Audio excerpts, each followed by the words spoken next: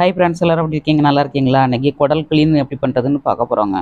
ஒரு குடல் வாங்கியிருக்கேன். நல்லா தண்ணியை கொதிக்க வச்சு ஒரு 1/2 போட்டு எடுத்துக்கணுங்க. நல்லா சிறுகுடல் வேறு பெருக்குடல் வேறு எடுத்தாச்சு. 15 நிமிஷம் ஆனதுக்கப்புறம் நான் எடுத்துட்டேன். இந்த மாதிரி மேலே இருக்கிறதப்புறம் களைச்சி எடுத்துடணுங்க. போட்டாட்டு நம்ம கை வச்சு உரித்தோம்னா தோல்புறம் வந்துடும். இதை எடுத்துட்டிங்கன்னா உங்களுக்கு மட்டன் குழம்பு மாதிரியே இருக்குங்க. டேஸ்ட் வந்து எல்லாத்தையும் பெருங்குடல் எடுத்தாச்சு. சிறுகுடல் வந்து இந்த மாதிரி பூச்சியான கத்தி வச்சு லேசாக உள்ளே விட்டு கிழிச்சு எடுத்துக்கோங்க. நல்லா க்ளீன் ஆயிரும்.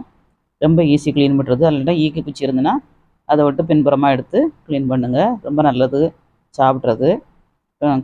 க்ளீன் பண்ணி எடுத்து வச்சு இப்போ கட் பண்ணி எடுத்துக்கலாம்.